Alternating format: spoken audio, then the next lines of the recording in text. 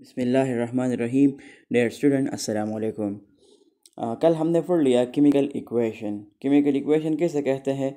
जब एक chemical reaction को सिंबॉलिकली रिप्रेजेंट किया जाए उसे फिर केमिकल इक्वेशन कहा जाता है।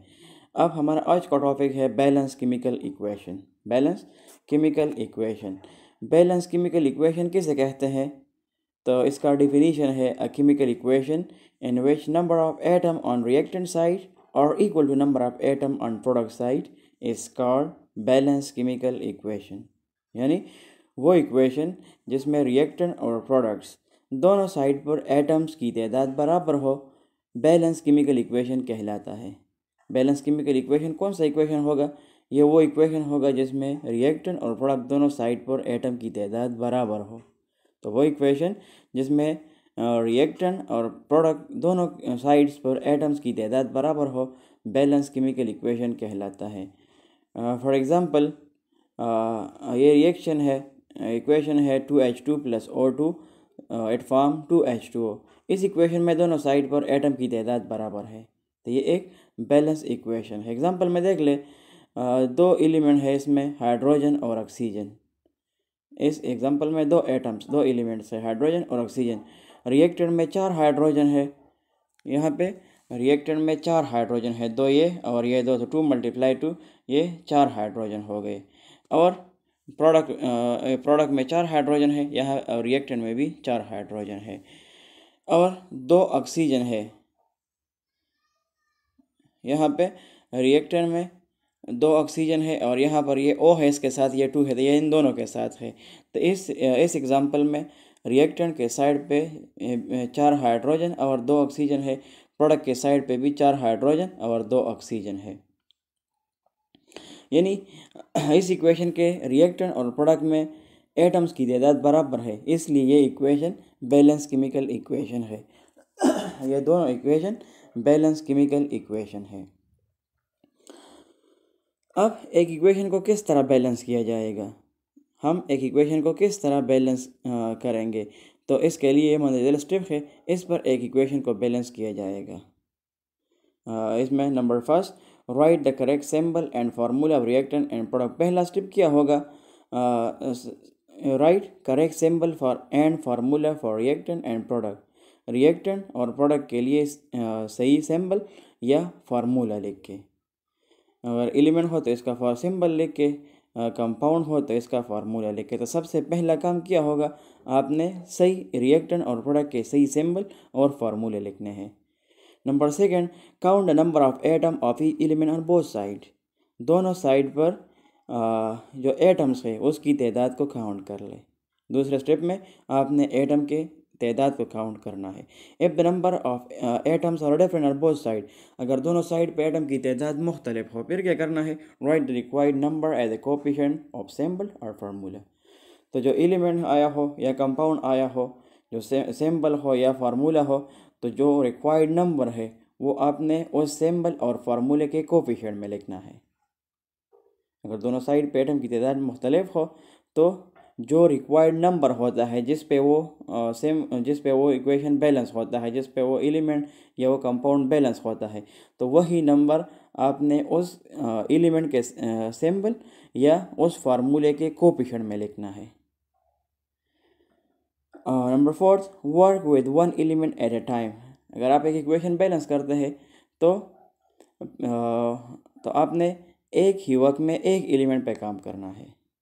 एक वक्त पे एक एलिमेंट को बैलेंस किया करें। Always start with let your small number.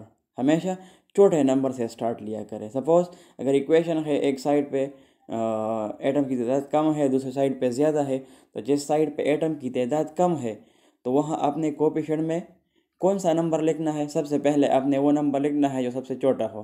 Suppose अगर रिएक्टेंट की तादाद ज़्यादा हो, प्रोडक्ट की कम हो, या प्रोडक्ट ज़्यादा हो, रिएक्टेंट की कम हो, तो आपने रिएक्टेंट में जो नंबर लगाना है तो वो नंबर आप छोटे नंबर से स्टार्ट कर ले। सपोज पहले हम 2 लगाएंगे, 2 पे बैलेंस हो गया तो ठीक है, नहीं हो गया तो फिर हम 3 लगाएंगे, इसके बाद 4, 5, 6 एंड सो ऑन। तो हमेशा छोटे नंबर से स्टार्ट लिया करें। Start with the atom that appear only once in reactant and product. पहले कौन से एटम को बैलेंस करोगे?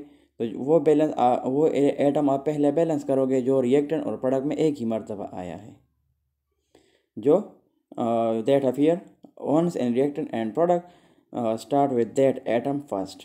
पहले आप उस एटम से स्टार्ट लोगे जो रिएक्टेंट और प्रोडक्ट में एक ही मरतबा आया है। Usually leave the diatomic element like nitrogen, hydrogen and oxygen etcetera until last. जो डाई एटॉमिक एलिमेंट होते हैं, डाई एटॉमिक एलिमेंट मतलब जो दो एटम से बने होते हैं, तो वो आपने आखिर तक छोड़ने हैं, उसको आप आखिर में बैलेंस करोगे। कौन से एलिमेंट को? N2, H2, O2 etcetera. तो इस तरह डाई एटॉमिक एलिमेंट जो दो एटम पर मुश्तमिल होते हैं वो आप लास्ट में बैलेंस करोगे। तो यह स्टेप है, इन स्टेप की मदद से हम केमिकल इक्वेशन को बैलेंस करेंगे। अब इस पर प्रैक्टिस करते हैं। एग्ज़ाम्पल है CH4 प्लस O2, तो ये कार्बन डाइऑक्साइड और वाटर बनाता है। अब ये इक्वेशन देख ले, ये बैलेंस नहीं है, अभी हम इसको बैलेंस करेंगे। तो क्या करेंगे? First of all identify the element in equation. इस इक्वेशन में कौन कौन से एलिमेंट है? तो इन द एग्जांपल, इस एग्जांपल में 3 एलिमेंट है, कार्बन, हाइड्रोजन और ऑक्सीजन। तो हमने एलिमेंट को आइडेंटिफाई कर लिया कि इसमें ये 3 एलिमेंट है, कार्बन, हाइड्रोजन और ऑक्सीजन। अभी क्या करना है? अभी then count the number of atom on reactant side and product side. अब दोनों साइड पे एटम की तादाद काउंट कर ले। तो हमने ये मालूम कर लिया कि कार्बन, हाइड्रोजन और ऑक्सीजन है, इस इक्वेशन में सिर्फ ये एलिमेंट आए हैं। अभी क्या करना है? दोनों साइड पर एलिमेंट की या एटम्स की तादाद को आप काउंट कर ले। तो पहले कार्बन, तो इस साइड पे भी कार्बन 1 है, इस साइड पे भी कार्बन 1 है, तो यहाँ पर तो ये दोनों साइड पे कार्बन बैलेंस है। हाइड्रोजन है, रिएक्टेंट के साइड पे हाइड्रोजन 4 है और हाइड्रोजन और प्रोडक्ट के साइड पे हाइड्रोजन 2 है, तो ये दोनों बैलेंस नहीं है। ऑक्सीजन है, ऑक्सीजन यहाँ पे 2 है और यहाँ पे ऑक्सीजन 3 है, तो ये भी अनबैलेंस है। अभी हम इसको बैलेंस करते हैं।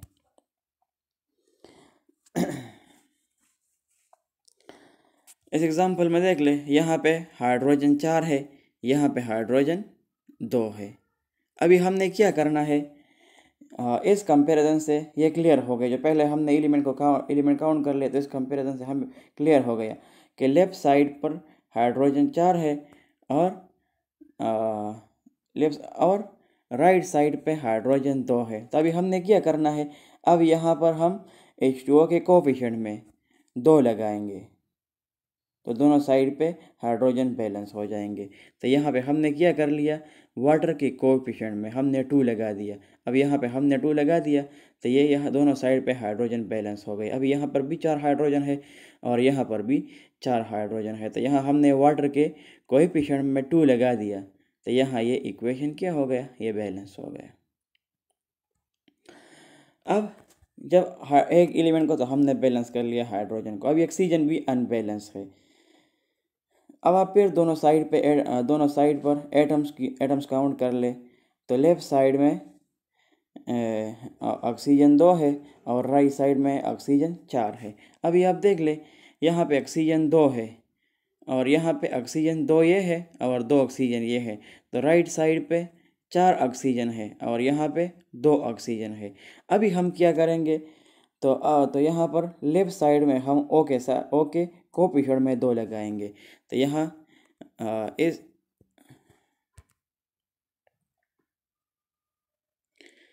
तो यहाँ पे हमने 2 के कोएफिशिएंट में क्या कर लिया? यहाँ पे हमने 2 के कोएफिशिएंट में 2 लगा दिया, तो अब यहाँ पर ये हाइड्रोजन ये ऑक्सीजन बैलेंस हो गए, यहाँ भी ऑक्सीजन 4 हो गए और यहाँ भी ऑक्सीजन 4 हो गए।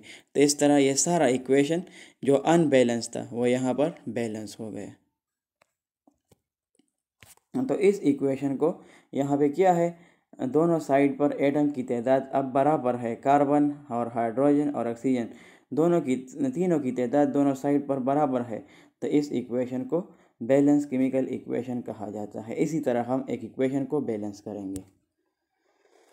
होम असाइनमेंट है, बैलेंस द फॉलोइंग इक्वेशन। ये 2 इक्वेशन है, अनबैलेंस है, आप इन इक्वेशन को बैलेंस कर ले। किस तरह बैलेंस करोगे? जो स्टेप हमने पढ़ लिए वही स्टेप आप याद कर ले, और जो एग्ज़ाम्पल हमने सॉल्व कर लिया वो एग्ज़ाम्पल आप उस पर प्रैक्टिस कर ले, और इसके बाद आप ये 2 इक्वेशन ये बैलेंस कर ले।